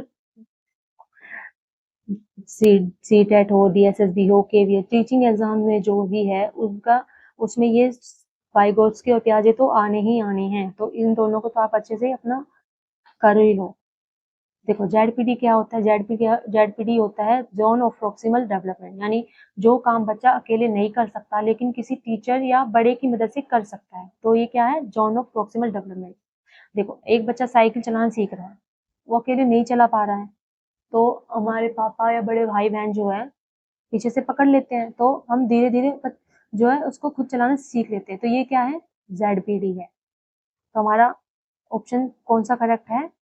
ऑप्शन हमारा थर्ड इज करेक्ट। ठीक है, ऑप्शन थर्ड इज करेक्ट। ठीक है, ऐसा क्षेत्र जहाँ छात्र किसी अधिक जानकार व्यक्ति की सहायता से सीख सकता है। अधिक जानकार व्यक्ति यानी कि एमकेओ। एमकेओ क्या होता है? मोर नॉलेजेबल अदर्स, यानी टीचर, पेरेंट, बड़ा भाई या बहन या कोई स्किल्ड फ्रेंड जो हमसे ज्यादा जानता है। ठीक है, जेडपीडी क्या होता है? अलोन, यानी कि किसी अके, अकेले सीखते हैं। विद हेल्प यानी more knowledgeable others. Okay, question हमारा 26 का करेक्ट है थर्ड। क्वेश्चन नंबर 27, फिर से ऑब्जर्वेशन और रीजन। ऑब्जर्वेशन क्या है? Question number 27, teacher should provide a lot of scaffolding to children in the forms of prompts and cues. Reason: Jean Piaget emphasized that more knowledgeable others play a significant role in advancing children's cognitive skills through social interaction. Option first, both A and R are false. Option two, both A and R are true and R is the correct explanation of A. Third, both A and R are true but R is not the correct explanation of A. Option 4, A is true but R is false. अभी कथन क्या है हमारा? शिक्षकों को पाठ के रूप में बच्चों को ढेर सारे संकेत और आलंबन उपलब्ध कराने चाहिए। कारण क्या है? जीन पियाजे ने इस बात पर जोर दिया कि अधिक जानकार लोग सामाजिक अंतरक्रिया के माध्यम से बच्चों की संज्ञानात्मक कौशल को आगे बढ़ाने में महत्वपूर्ण भूमिका निभाते हैं। तो अब देखते हैं कौन सा सही है कौन सा नहीं, इसको समझ लेते हैं। देखो, शिक्षकों को पाठ के दौरान बच्चों के संकेत यानी हिंट्स और सहायता यानी स्कैफोल्डिंग कहते हैं सहायता का ढांचा यानी उपलब्ध करानी चाहिए। देखो, टीचर का काम सिर्फ एक आंसर बताना नहीं है, ठीक है, जो बल्कि बच्चे को इतना सपोर्ट देना कि वह खुद सीख जाए, इसी को क्या कहते हैं? सपोर्ट कहते हैं। और ये सपोर्ट क्या है हमारा? स्कैफोल्डिंग। देखो, एक एग्जांपल देखते हैं, जैसे एग्जांपल समझते हैं। टीचर पूरा आंसर नहीं बताते कभी, बस हमें हिंट देते हैं, तो बच्चा क्या है? खुद आंसर तक पहुंच जाता है। यही क्या है? अच्छी टीचिंग बोलते हैं इसको। देखो, जीन पियाजे का मानना था कि अधिक जानकारी वाले लोग बच्चों के सीखने में सबसे महत्वपूर्ण भूमिका निभाते हैं। देखो, यह स्टेटमेंट क्या है? गलत है, क्योंकि यह विचार पियाजे का नहीं था, यह पियाजे का है ही नहीं। पियाजे का तो सेंसरी मोटर हुआ, क्या हुआ, सेंसेस के थ्रू ये था, बट हमारे वाइगोस्की का कहना है ये कि बच्चा मोर नॉलेजेबल अदर्स यानी बच्चे की लर्निंग में मदद करती है, मोर नॉलेजेबल MKO। तो ये हमारे वाइगोस्की का कहना है, इसलिए ए सही है बट आर जो है गलत है। तो ऑप्शन 4 इज करेक्ट है।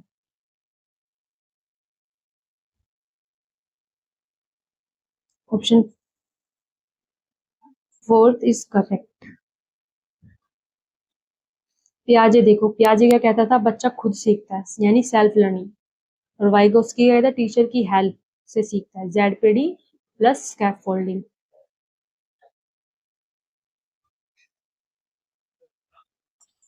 देखिए, अब फिर से क्वेश्चन आ गया है पियाजे का। क्वेश्चन नंबर 28, अकॉर्डिंग टू पियाजे which of the following is an example of assimilation? Option first, a child learns to tie their shoes for the first time. Option 2, a child learns a new word for a familiar object. Option third, a child realizes that a dog and a cat are both animals. Option fourth, a child learns to ride a cycle with training wheels. पियाजे के अनुसार निम्नलिखित में से कौन सा समायोजन का उदाहरण है? ऑप्शन फर्स्ट, बच्चा पहली बार अपने जूतों को बांधना सीखता है। ऑप्शन 2, बच्चा परिचित वस्तु के लिए नया शब्द सीखता है। ऑप्शन थर्ड, एक बच्चा महसूस करता है कि कुत्ता और बिल्ली दोनों जानवर है। ऑप्शन फोर्थ, एक बच्चा अतिरिक्त पहियों के साथ साइकिल चलाना सीखता है। तो बताइए, पियाजे की थ्योरी तो पता ही है सब बच्चों को अच्छे से।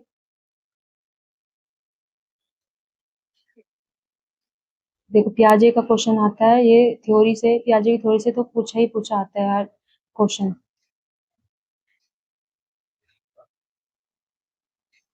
इनमें से बताइए कि कौन सा समायोजन का उदाहरण है ऑप्शन में से। देखो, असिमिलेशन क्या होता है? आत्मसात करना, मतलब नई जानकारी को पुरानी सोच में फिट कर देना। देखो, बच्चे ने पहली बार गाय देखी, फिर उसने भैंस देखी और बोला ये भी गाय है। क्यों? क्योंकि उसने उसने नई चीज को पुरानी जानकारी में फिट कर लिया।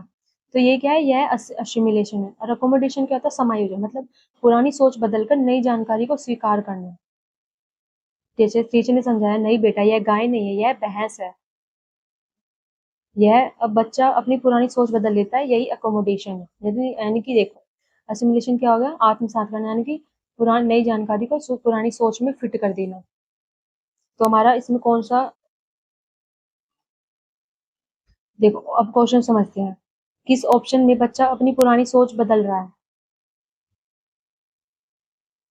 क्वेश्चन ऑप्शन नंबर 2 में, a child learns a new word for a familiar object. बच्चा परिचित वस्तु के लिए नया शब्द सीखता है, ठीक है। जो बच्चा नई जानकारी के लिए नया मानसिक ढांचा बना लेता है। तो असिमिलेशन क्या है? पुरानी सोच वही रहती है, अकोमोडेशन पुरानी सोच बदल जाती है। तो हमारा कौन सा है असिमिलेशन का एग्जाम्पल सही? ऑप्शन नंबर 2, बच्चा परिचित वस्तु के लिए नया शब्द सीखता है। ओके, अब हम आते हैं question number 29।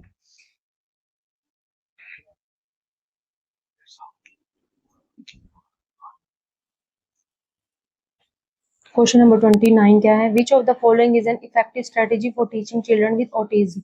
Option first, using strict discipline and punishment. Option two, providing constant eye contact. Option 3, avoiding use of any audio-visual aids. Option 4, maintaining a predictable routine. स्वलीन क्रम विकार से जूझ रहे बच्चों को पढ़ाने के लिए निम्नलिखित में से कौन सी एक प्रभावी रणनीति है? ऑप्शन फर्स्ट, सख्त अनुशासन और दंड का प्रयोग करना. ऑप्शन टू, निरंतर नेत्र संपर्क बनाए रखना. ऑप्शन 3, किसी भी दृश्य श्रव्य सामग्री के प्रयोग से बचना. ऑप्शन 4, अनुमानित दिनचर्या बनाए रखना. तो कौन सा? ये ऑटिज्म से पूछा गया है. ऑटिज्म क्या है? ऑटिज्म स्पेक्ट्रम डिसऑर्डर ASD वाले बच्चों को पढ़ाने के लिए कौन सी रणनीति सबसे प्रभावी है? देखो, ऑटिज्म क्या होता है? ऑटिज्म वाले जो बच्चे होते हैं उन्हें अचानक बदलाव पसंद नहीं होता. उन बच्चों को रूटीन पसंद होता है, सोशल इंटरेक्शन में कठिनाई हो सकती है, नॉइज से परेशानी हो सकती है इन बच्चों को. ठीक है, तो इसका कौन सा ऑप्शन ठीक है? हमारा ऑप्शन है 2 correct. Providing constant eye contact, क्योंकि उनको सोशल इंटरेक्शन में कठिनाई होती है, इसलिए वो किसी से आई कांटेक्ट कर ही नहीं सकते हैं. ठीक है, देखो, अगर एक टीचर रोज एक ही तरीके से पढ़ाता है, पहले प्रेयर, फिर स्टोरी, फिर एक्टिविटी, तो ऑटिज्म वाला बच्चा ज़्यादा कंफर्टेबल महसूस करेगा. लेकिन अगर टीचर रोज तरीका बदल ले तो बच्चा कंफ्यूज हो सकता है. ठीक है, तो बाकी ऑप्शन क्यों गलत है? तेज आवाज गलत, ऑटिज्म वाले बच्चे नॉइज से परेशान हो सकते हैं. बार बार अचानक बदलाव गलत, उन्हें स्टेबल रूटीन चाहिए. तो ASD बच्चे क्या होता है? रूटीन प्लस काम इन्वायरमेंट प्लस क्लियर इंस्ट्रक्शंस, ये ASD वाले बच्चों को पसंद होता है. ठीक है, तो हमारा ऑप्शन 2 क्या है? करेक्ट है. Question number 30, the ability of hand eye coordination, balance and manual dexterity is affected in. Option first, dyspraxia. Option 2, dyslexia. Option 3, dyscalculia. Option 4, dysphagia. निम्नलिखित में से किसमें व्यक्ति के हाथ और आंख के तालमेल, संतुलन और शारीरिक निपुणता की क्षमता प्रभावित होती है? ऑप्शन फर्स्ट, गति समान व्यय वैकल्य. ऑप्शन 2, पठन वैकल्य. ऑप्शन 3, गुणज्य वैकल्य. ऑप्शन 4, भाषा वैकल्य. तो क्वेश्चन को हम समझते हैं. पहले क्या बोल रहे क्वेश्चन में?